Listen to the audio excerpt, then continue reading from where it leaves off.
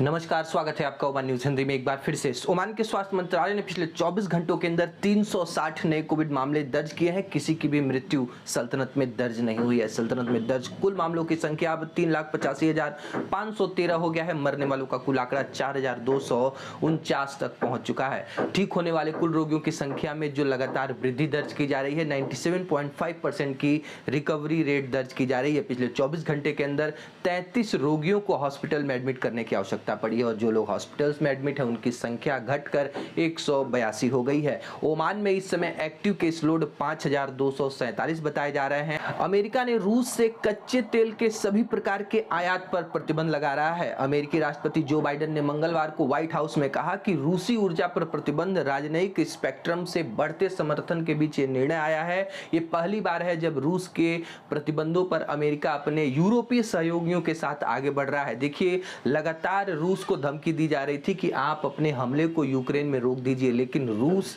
इसको मानने को तैयार नहीं और उसको ध्यान में रखते हुए जो यूरोपीय देश हैं उन्होंने लगातार रूस को प्रतिबंधों में डाला है। स्विफ्ट पेमेंट से रूस को हटा दिया गया है। जो प्रमुख कंपनियां हैं वो अपने स्टोर्स को बंद करने की धमकी दे रही हैं और अब तो रूस अपने जो ऑयल एंड गैस को यूरोपीय देशों को ये निर्यात भी नहीं कर पाएगा। ट्रक ड्राइवर्स के लिए एक बहुत बड़ी अपडेट है। देखिए, परिवहन, संचार एवं सूचना प्रौद्योगिकी मंत्रालय ने कहा है कि जो भी लोग अपने ट्रकों के लिए परमिट इशू कराने के लिए सोहार यांकुल रोड के पास जाते थे, अब ये शिफ्ट कर दिया गया है। पूरी तरीके से इसको ऑनलाइन नकल प्लेटफॉर्म पर इसको अपलोड कर दिया गया है। यदि आपको परमिट की आवश्यकता है तो सीधे www.naql.om पे आप लॉगिन करिए। यहां से बहुत ही सिंपल स्टेप फॉलो करते हुए आप अपने परमिट को ऑनलाइन तरीके से निकाल सकते हैं। आपको किसी भी ऑफिस के चक्कर लगाने की आवश्यकता नहीं है। देखिए, ओमानी सरकार का लगातार ये विजन रहा है कि हर सुविधा हर गवर्नमेंट सुविधा को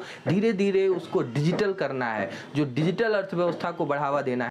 Oman water and waste water services company ने एक बहुत बड़ी बचत की अनाउंसमेंट की है। देखिए, लगातार जिन लोगों के मीटर खराब थे, जहां पे लीकेज थी, जहां पे कोई प्रॉब्लम थी, जहां पे पानी लीक हो रहा था और इसके वजह से कंपनी को बहुत बड़ा नुकसान उठाना पड़ रहा था। 2021 के बाद से कंपनी ने इन सभी जो त्रुटियां हैं उस पे काम करना शुरू किया और आज नतीजा ये आया है कि 1.03 मिलियन की बचत ओमान की ये वेस्ट वाटर कंपनी ने दर्ज की है। लगातार इलेक्ट्रॉनिक मीटरों को बदला गया है, जो दोषपूर्ण मीटर थे उसको एक्सचेंज किया गया है और जहां पे लीकेज की समस्या थी उस लीकेज की समस्या पर ध्यान देते हुए ये बचत ओमान की इस वाटर कंपनी ने दर्ज किया। भारत सरकार के द्वारा 27 मार्च को ऐलान हो चुका है कि भारत अपने नॉर्मल इंटरनेशनल फ्लाइटों के ऊपर प्रतिबंध को अब हटा लेगा। एयर बबल सुविधा भी 27 मार्च से पूरी तरीके से निलंबित हो जाएगी, यानी कि नॉर्मल इंटरनेशनल फ्लाइटें अब हर देशों के लिए कनेक्टिविटी लेकर के सामने आएंगी। और इसका स्वागत करते हुए गो एयरलाइंस के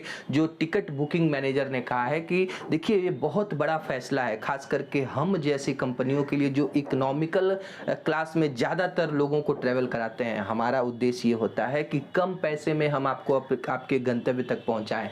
और जब एयर बबल की सुविधा थी तो जो किराए हैं वो आसमान छू रहे थे। किराए के दाम में लगातार वृद्धि दर्ज की जा रही थी क्योंकि बहुत ही सीमित ऑपरेटरों को ही अनुमति थी कि इस रूट पे आप ऑपरेट करिए। लेकिन अब 27 मार्च के बाद से जो भी इकोनॉमिकल फ्लाइटें हैं वो हर रूट पे अपनी सेवाएं देंगी और कंपटीशन के चक्कर में जो फ्लाइटों का किराया है वो धीरे धीरे एक दूसरे से कम करेंगी ताकि बुकिंग उनको ज्यादा मिले। लेकिन ओमान के रक्षा मंत्रालय ने एक अपडेट दिया है कि आज ओमान की रॉयल एयरफोर्स ने हेलीकॉप्टर की मदद से एक स्थानीय महिला को रेस्क्यू किया है, एयरलिफ्ट किया है, जिसको मसीरा के अस्पताल से स्थानांतरित करके सशस्त्र बल अस्पताल में ट्रांसफर किया गया, जहां पे इनका उचित इलाज हो सका है और ये पूरी तरीके से अभी स्वस्थ हैं।